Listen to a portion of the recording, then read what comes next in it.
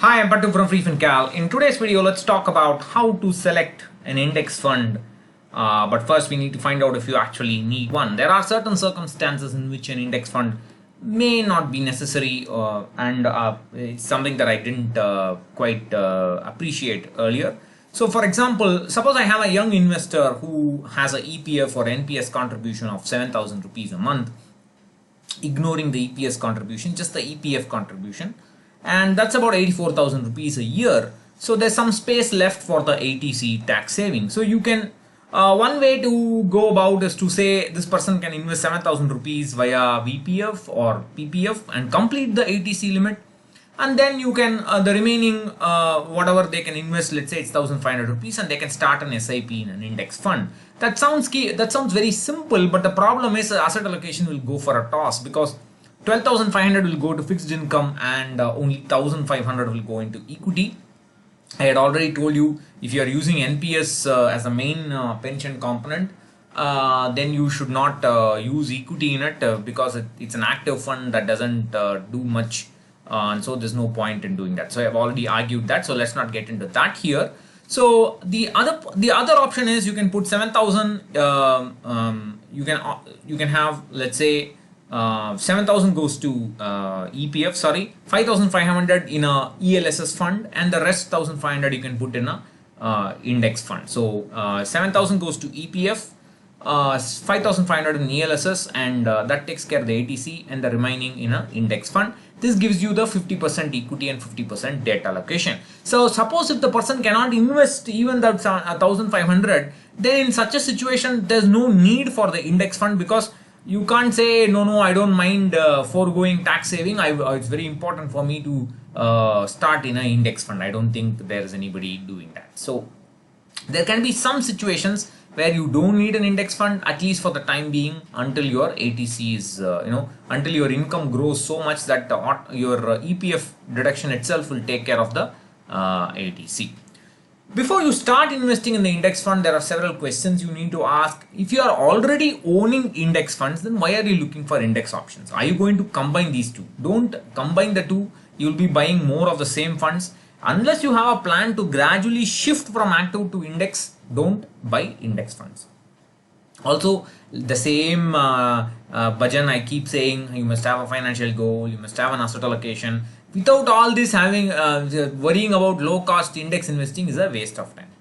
How many passive funds do you need? You just need one fund. Most people just need one fund. And what kind of passive funds? I have made several videos on this, made several posts on this. You just need index funds. Stay the hell away from ETFs. Which index fund should I use? Sensex or Nifty? It does not matter. I have a video on this. You can check that out. And how many index funds do I need? You just need one fund. Most people just need one fund. If you're not investing too much money, just buy one Sensex or Nifty fund. If you feel you're missing out, you can add some. You can add a Nifty Next 50 to some extent. But if you are only planning to include Nifty Next 50 to 10% or 20%, then the Axis Nifty 100 index fund alone will do. But if you want more of Nifty Next 50 contribution, then you will have to add it to your Nifty fund or Sensex fund and do proper rebalancing. Stay away from mid-cap index funds and small-cap index funds. The impact cost for such funds will be so much. That is, when the AUM increases, when they want to try and buy and sell large amount of stocks in these categories, they have 150 stocks in the mid-cap category and 250 stocks in the small-cap category. It just makes no sense at all. There will be large deviations from the index. Just don't waste your time with these indices. Stay away. That's the video. You can go check that out. So finally, how to select the index fund? No ETFs. Either you choose one Nifty 100 fund or one Sensex or Nifty fund, or you choose one Sensex or Nifty fund and another Nifty Next 50 index fund. Those are the ground rules. Now, don't worry too much about tracking error, because tracking error is something that's not easily available for you. I had already shown that low expenses does not mean low tracking error. It doesn't mean that the return difference between the index and your fund will be low just because the tracking error is low. So don't worry too much about it.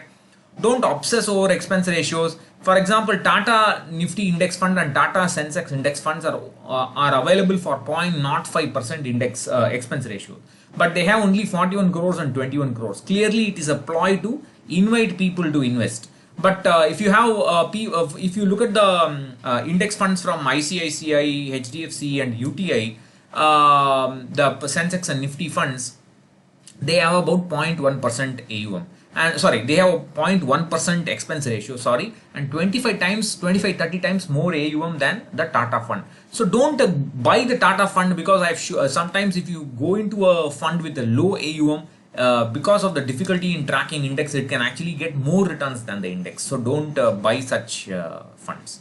You must have the courage to just pick one fund from the 0.1% expense ratio list. There are all the funds from HDFC, both HDFC Nifty and Sensex funds, ICICI Nifty and Sensex funds, UTI Nifty and Sensex funds, all of them have 0.1% expense ratio.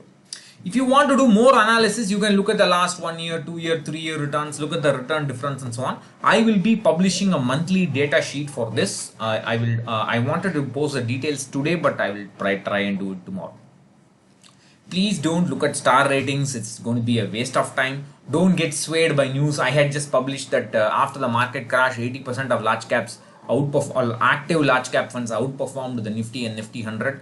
If you are going to worry about news like this, then index investing is not for you. So that's what I wanted to say. If you have any questions, please leave them below. I have the rebalancing video and the article to do. I'm still working on that. Thank you. Bye bye.